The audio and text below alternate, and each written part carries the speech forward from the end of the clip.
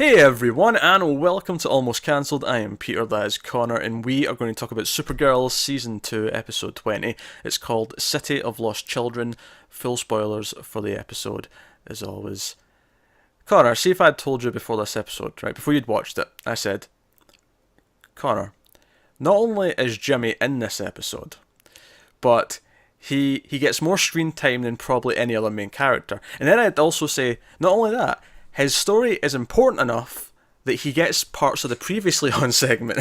I know. Well, when I was watching that previously on, it showed us him talking about his camera from his dad. Yeah. I was like, holy shit! Is this going to be a Jimmy episode? What's going on? It's sure enough, it was a Jimmy episode. I've got to hand it to them. I enjoyed the Jimmy episode. I did too. I thought it was pretty Minus a solid. few little bits with him here and there still.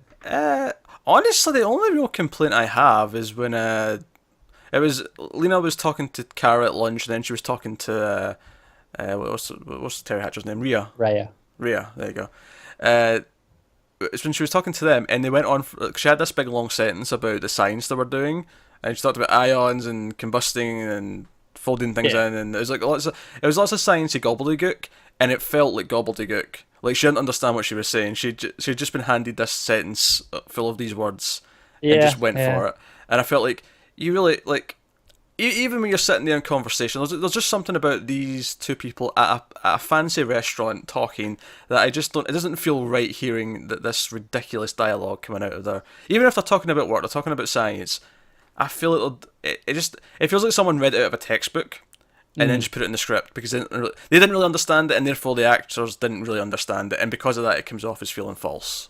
That's fair. I think I definitely agree with that. I had a little bit of a problem early on in Jimmy's story. You know, when he scares the woman, and then his conversation with Win about how he's basically Batman.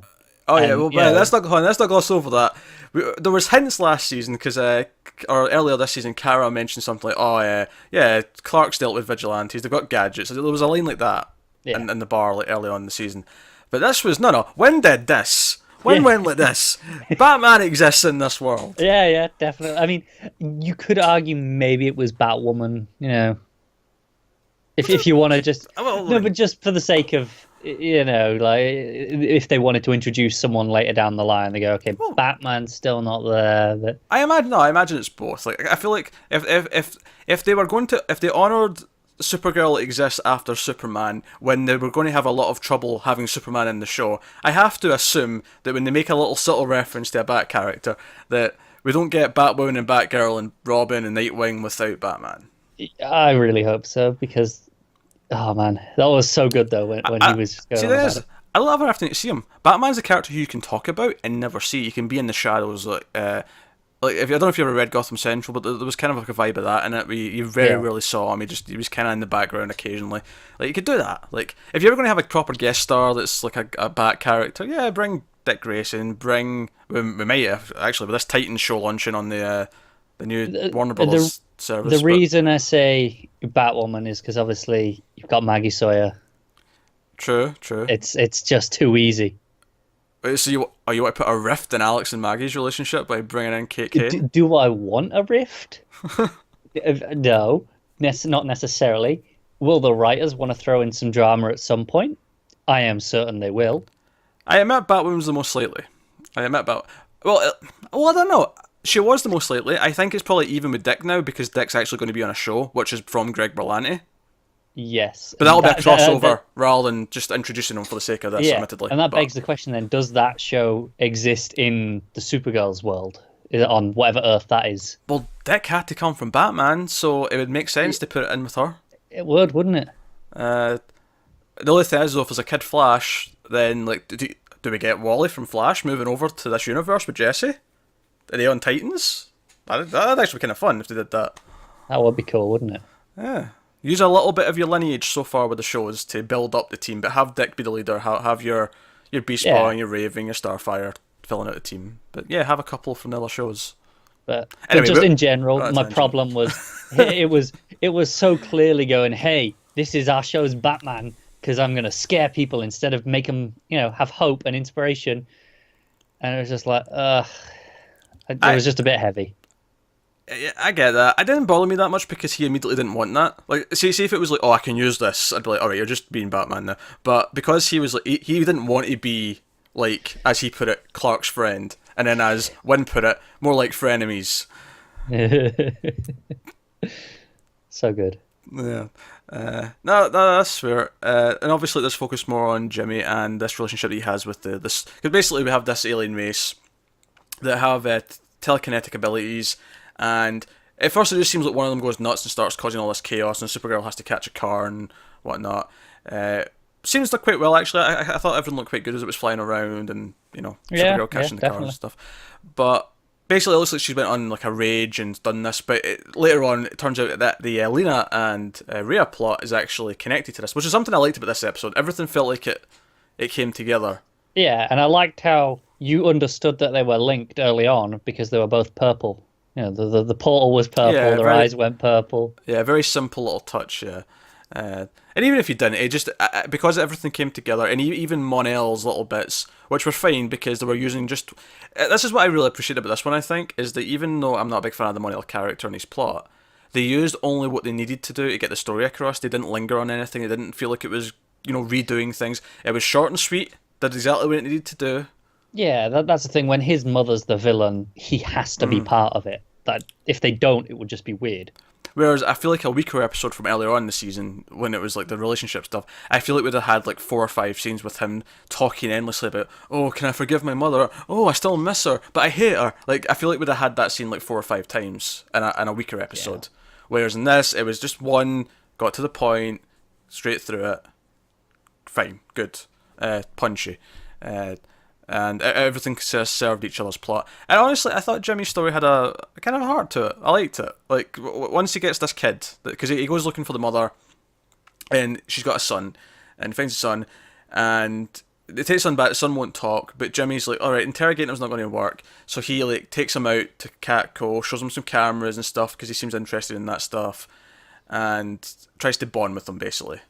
Yeah, my only other little problem in that area of the episode is Wynn points out, is like, hey, what you should have given some action figures because when I was 10 and they were interrogating me about my dad, that would have, I was like, yeah, he's gone through this. Why aren't they asking him questions? Why aren't they using his actual experience to make this a bit better? I don't know. That's a fair point. That's a fair point. Now, this alien race happens to be black. There's a little extra sort of stuff in their heads that make them kind of alien, but they're otherwise black. And like that's why at least they think the kid kind of connects with Jimmy immediately because he takes off the helmet and he sees that he looks kind of like him, and he feels more comfortable with that. And that kind of comes up through the episode. And I like Jimmy telling the stories about Clark and how he used to be bullied, which is something we haven't had much of before, is him talking about his life before all that. So it gave him a bit of backstory, a bit more, dare I say, depth that Jimmy's not really had much of in the show. No, he hasn't, has he? He gets the occasional bit here and there, and then it's forgotten about for a long time. But I like that it does actually mean that before you met Clark, he was actually kind of the dweeb, even though he was a very tall and handsome man. But otherwise, that's the thing. I was like, okay, you were bullied. Do I believe that? To be fair, he does make it sound like it's a purely racist thing because he mentions that he was the only one who looked like him. So yeah, okay. Sadly, I can buy that. On that level, in general, yeah, I can buy that. But just in general, he's not a small guy. Yeah, once he had his growth spurt, in puberty, I feel like he could stand up for himself. You feel like, but maybe he couldn't. Maybe he was too scared. And yeah, maybe Clark brought him out of his shell, which is kind of what he talked to the kid about. What was the kid's name? Was it Henry? No, was it Henry? Lucas? May have been Lucas. Marcus. Marcus. It was Marcus. There we go. But no, I thought his stuff, like telling Marcus about his dad and showing him the camera, there was some nice music playing over it, and I felt like I thought it was doing a good little thing for Jimmy's character, and it made him feel like it was kind of almost putting him back into like the right like kind of character that he's supposed to be, where he's not a hero who goes out and fights things. He's a hero who's a friend and is a hero in different ways. He's someone who can help and be there for them. And and I actually really liked because him and Jean haven't had a whole lot of scenes together. Yeah. So when Jean has to come out and give him the pep talk and be like, look, I know I was giving you some crap earlier about not belonging and not being qualified to do any of this, but you actually could help this kid. And he talks about how he had a daughter and how that's what made him realize he could help people, and that's what made him become a law enforcement officer, which made him the Martian Manhunter. And I like how Jimmy's pretty cynical about the whole thing at this point, because he's kind of gone, "Oh, it didn't really work." This is after the day, and he was like, he goes to him, "Look, you're black too. Why don't you go in? He might connect with you." And it was like, no, it's not about that. Yeah. No, I like that too. So no, I thought all those scenes worked, and then the very simple scene is when they do find the mum and they realise there's like a whole I think they said about a dozen of them, there, and they've only got like one dampener to stop the this portal thing that Lena and that's working on. They've only got this little dampener only works for like 2 people. It's like, oh crap, there's like 12 of them. So Jimmy realised, right, they're all connected telepathically. If I can talk to him, if I can break through to him and snap him out of it, it'll snap. So it was basically just kind of. It reminds me. I don't want to give spoilers away for the show, but it reminds me of a scene at the end of season 6 of the hit show Buffy the Vampire Slayer. You might have heard of it, where the entire final plot of that season hinged on someone breaking through to a character and making them remember who they were, and. It was very reminiscent of that, and it was a sweet moment. So I don't think I was prepared to enjoy a Jimmy episode as much as I did, but honestly, I thought this episode and the last episode have been a good little double definitely stretch. I think it's really, perhaps annoyingly, really found its footing in this last little bank of episodes. Yeah, it's just because it's got we've only got 4 episodes left. It's got to be tight. Yeah, and because obviously I think we've just got the 2 left, right? And yeah, it seems to be like a 2-part finale, judging by the end of this. Yeah, given how this ends, it feels like we're getting a 2-parter, yeah. And I do think I recall that, the news when they said Clark was coming back in, I think they did say it was for the last 2, so... I was curious about that, because I couldn't remember if they just said finale, or if they said last 2. I think it was last 2. Yeah. I can see Kat only popping up right at the very end of the last episode, though. After the storms pass by. It feels weird if she just shows up as this is all happening next episode. It does. I can see her coming back because it happened. Maybe, yeah. Maybe she gets a glimpse of her building on the news after Marcus has wrecked half of it and there's like cracks all up the outside of it. She's like, Jimmy, what the hell have you done to my building? You're fired right now. Oh man, then what do they do with him? Yeah. And what I liked is that there wasn't a whole lot of Kara and Mon-El and stuff in the first half of the episode. A couple of small bits, but then they go off to find Lena and they realise it's all connected to this telepathic stuff that's going on. And they go off and we get that cool stuff with all the ships coming through. Kara tries to stop it but gets blasted immediately. And I thought they were going to bring something else to the portal, because I've heard talk of someone who's coming next season. And I was expecting a certain someone. Just because it hasn't happened yet. I've got a feeling that we might get a cliffhanger at the end of the season that shows them. I've just got a sneaking suspicion. Yeah, probably. I mean, we got a cliffhanger at the end of the last season, and that was when it wasn't even certain it was coming back. Yeah, and we've been renewed already, so we know for a fact we can continue the story. Yeah, it was renewed so long ago that they're well safe of knowing what they were writing. I've got a funny feeling that there may be a request to Neil in the near future. There may indeed. I say request. He doesn't usually ask.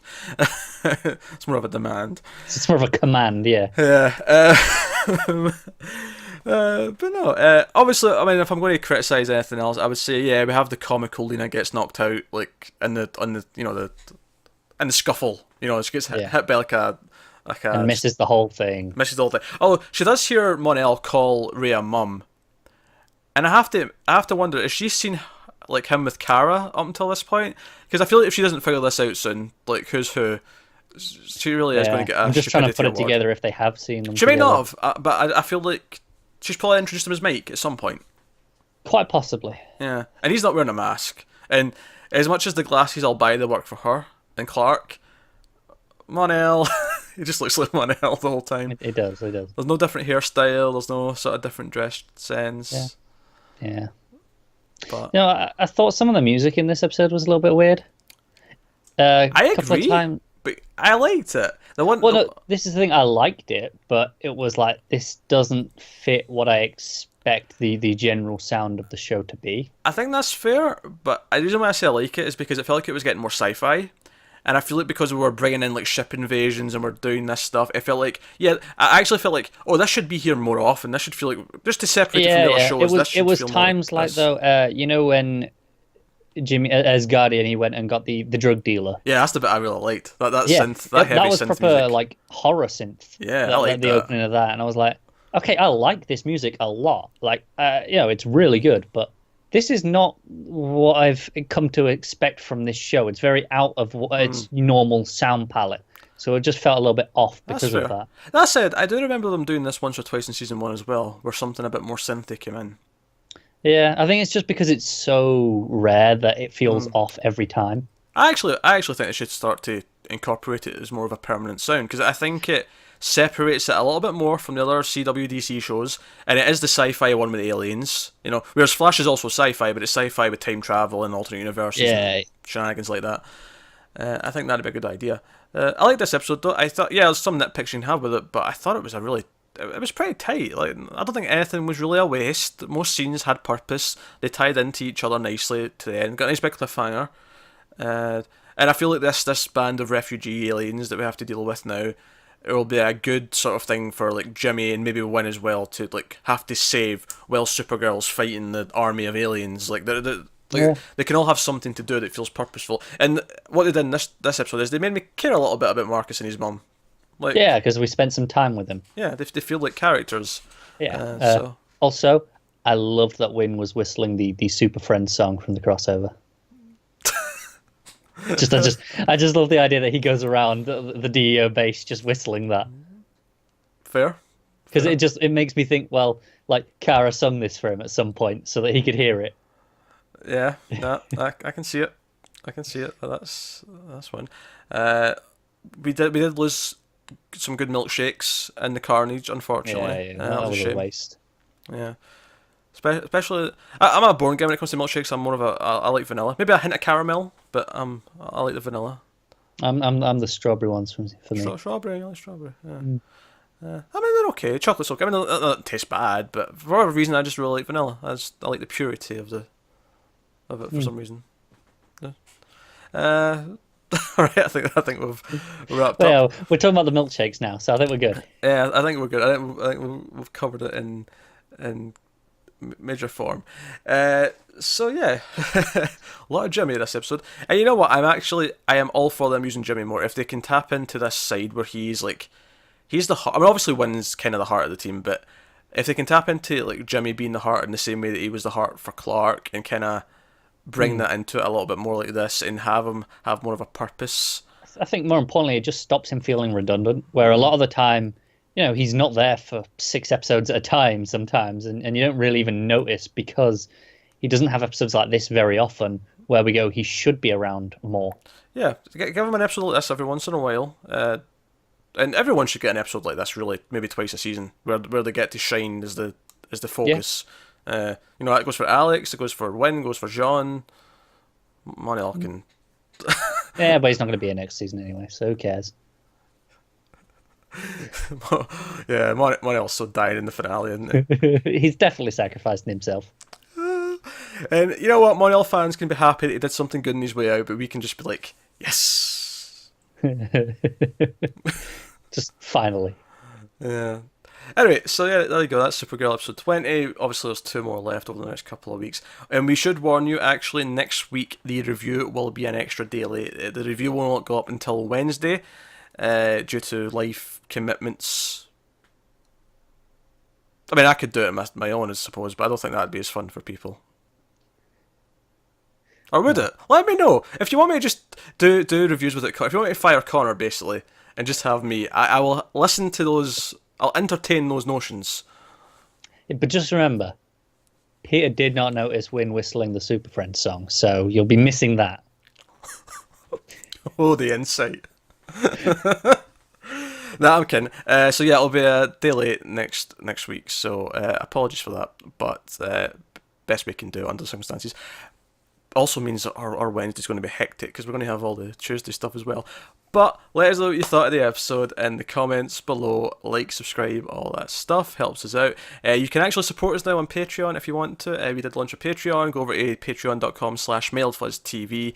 See what some bonuses are on there if you want to help us out. We'd really appreciate it. But if not, liking, subscribing, commenting, all that stuff helps us out, as does just watching, basically. But guys, on Twitter at mailed_fuzz for channel updates. Individual Twitters are on the screen for everyday ramblings, but that's us, guys. So thank you once again. Have you got any vanilla?